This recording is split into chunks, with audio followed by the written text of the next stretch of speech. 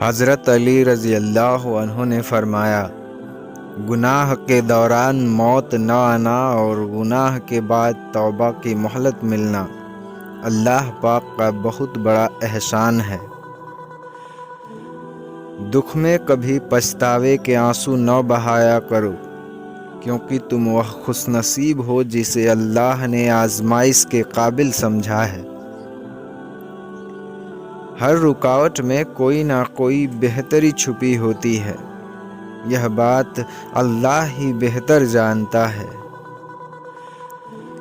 جتنے سجدے جوانی میں کر سکتے ہو کر لو، کیونکہ میں نے بڑھاپے میں لوگوں کو اکثر سجدے کے بغیر نماز پڑھتے دیکھا ہے۔ کوئی نہیں ہے یہاں اعتبار کے قابل، کسی کو راز بتاؤ گے تو مارے جاؤ گے۔ اللہ نے اگر دیر سے دیا تو بھی بہترین ہی دے گا، اس کا فیصلہ تمہارے لیے سب سے بہترین ہے۔ وہ کہیں نہ کہیں سے وسیلے بنا ہی دیتا ہے، وہ اپنے بندے کو تڑپتا ہوا نہیں چھوڑتا۔ میرا ایمان ہے کہ میرا رب دوسرا دروازہ کھولے بغیر پہلا دروازہ بند نہیں کرتا۔ فجر پڑھنا ان کو نصیب ہوتا ہے جن کو اللہ سے سچی محبت ہوتی ہے۔ اللہ تو ہمارے لیے ہماری پہلی دعا کے بعد ہی اسباب بنانا شروع کر دیتا ہے، یہ تو ہم ہیں جو جلد مایوس ہو کر مانگنا چھوڑ دیتے ہیں۔ نظر انداز کر دو وہ سارے وسوسے جو تمہارے دل کو بے چین کرتے ہیں، بس مدد مانگو اللہ سے، پھر دیکھو کیسے ہر مشکل کا حل نکل آئے گا۔ اللہ پر یقین کرنے سے وہ بھی مل جاتا ہے جو آپ نے کبھی مانگا ہی نہیں ہوتا، تو یقین رکھو اس پر آپ کو وہ بھی مل جائے گا جو آپ کب سے مانگ رہے ہو۔ اللہ تعالیٰ دیر انہی کے لیے کرتا ہے جن کا مانگنا اسے بے حد پسند آ جائے۔ بس تھوڑا صبر کرو، بے شک اللہ کی مدد قریب ہے، جلد ہی تمہارے غم کو خوشی میں بدلنے والا ہے۔ ہر مشکل کے حل کے لیے اللہ پر بھروسہ کافی ہوتا ہے، بس تم ہر پریشانی اللہ کو بتا کر بے فکر ہو جاؤ۔ اگر ایمان مضبوط ہو تو دعاؤں سے ہر چیز مل جایا کرتی ہے۔ حضرت علی رضی اللہ عنہ نے فرمایا، زیادہ سوچنے سے بہتر ہے کہ استغفار کیا جائے۔ زیادہ سوچنا مشکلات کو بڑھاتا ہے اور استغفار مشکلات کا حل ہے۔ فکر نہ کریں، لوگ بھول جائیں گے مگر اللہ نہیں بھولتا، نہ آپ کی نیکی اور نہ ہی لوگوں کی زیادتی۔ حضرت علی فرماتے ہیں کہ جب تم ناممکن حالات میں بھی اللہ کا در نہیں چھوڑتے، تب وہ تمہیں اپنے معجزات سے نوازتا ہے۔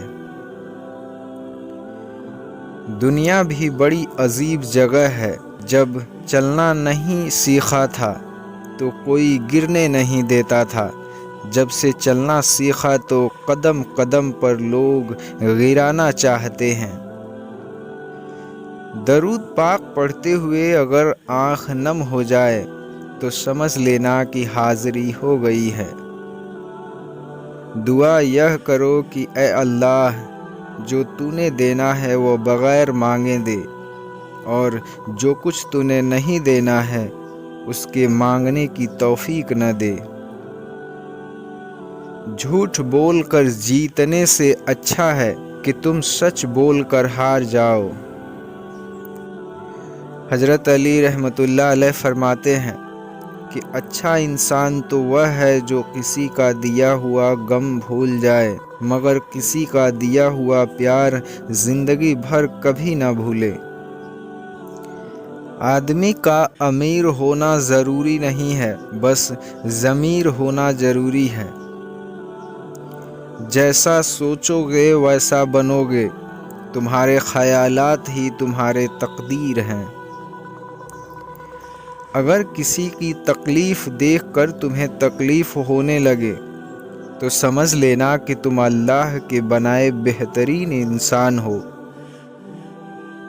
غصے میں بھی گالی نہ دینا ایک بہادر مرد اور اس کی ماں کی اچھی تربیت کی نشانی ہے۔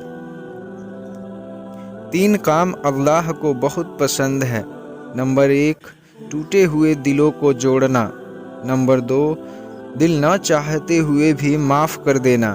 نمبر 3، کسی کے گناہ پر پردہ ڈالنا۔ دل کسی سے کتنا بھی خفا ہو جائے، تم خاموش ہو جانا لیکن بے ادبی نہ کرنا۔ جسے تقدیر پر یقین ہوتا ہے وہ اپنے اوپر نازل ہونے والی مصیبتوں سے نہیں گھبراتا۔ رسول اللہ صلی اللہ علیہ وسلم نے فرمایا کہ جب اللہ تعالیٰ کسی بندے سے محبت کرتا ہے تو اسے دنیا سے اسی طرح بچاتا ہے جس طرح تم میں سے کوئی آدمی اپنے بیمار کو پانی سے بچاتا ہے۔ عورت کا پہلا غرور اس کا حسن اور آخری غرور اس کے بچے ہوتے ہیں۔ وہ اپنے آخری غرور کو مکمل کرنے کے لیے اپنے پہلے غرور کو ختم کر دیتی ہے۔ حضرت علی رحمۃ اللہ علیہ فرماتے ہیں کہ تمہارے والدین تمہیں بچپن میں شہزادوں کی طرح پالتے ہیں، لہٰذا فرض بنتا ہے کہ تم ان کو بڑھاپے میں بادشاہوں کی طرح رکھو۔ ماں موت سے نہیں ڈرتی، اسے مرتے وقت صرف یہ ڈر ہوتا ہے کہ اس دنیا میں اس کے بچوں کو اس کے جتنا پیار کوئی نہیں کرے گا۔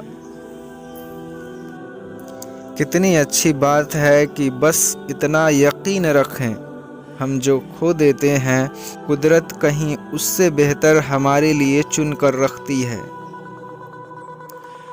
یہ دنیا بھی کتنی عجیب چیز ہے، ایماندار کو بے وقوف، بے ایمان کو عقل مند اور بے حیا کو خوبصورت کہتی ہے۔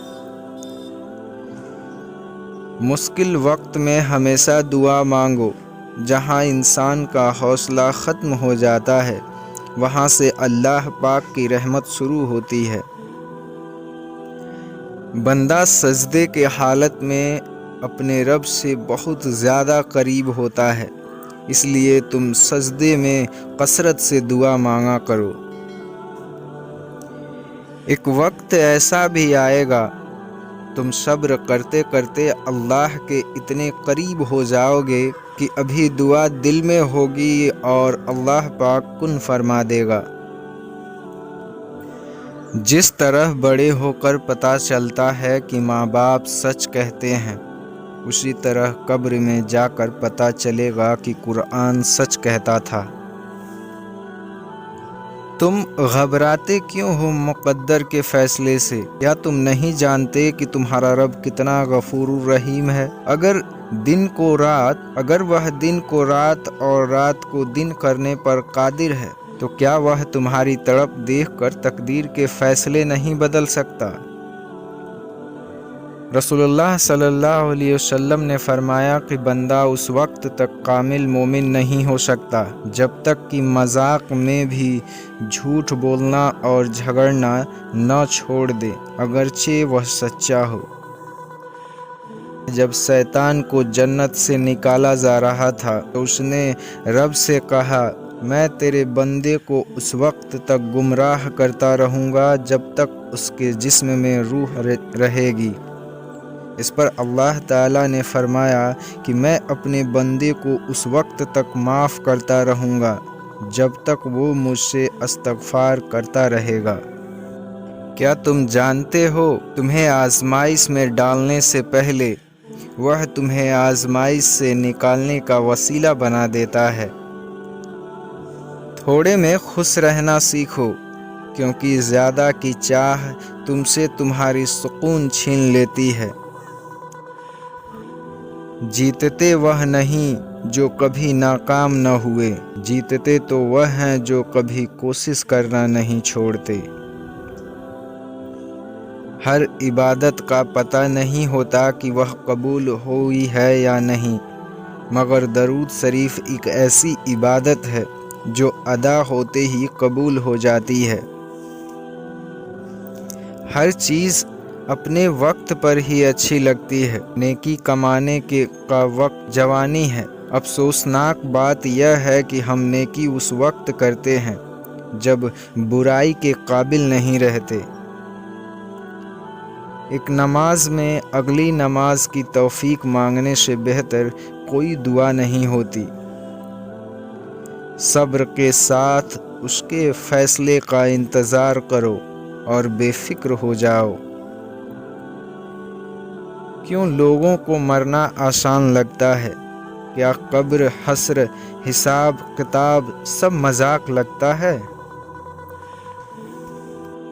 جن لوگوں کی تنہائیاں پاک ہوتی ہیں ان کی دعائیں کبھی رد نہیں ہوتی۔ تم سمندر کی گہرائی سے پکارو گے، اللہ وہاں بھی تمہاری سنے گا۔ ہر وہ شخص بے وفا اور ناقابل اعتبار ہے جو نماز نہیں پڑھتا۔ اور سکون پتہ ہے کیا ہے؟ اکیلے بیٹھ کر رب سے گفتگو کرنا۔ کچھ رشتے اللہ پاک خود ختم کرتا ہے تاکہ تمہاری زندگی خراب نہ ہو سکے۔ بے شک وہ جو کرتا ہے بہتر کرتا ہے۔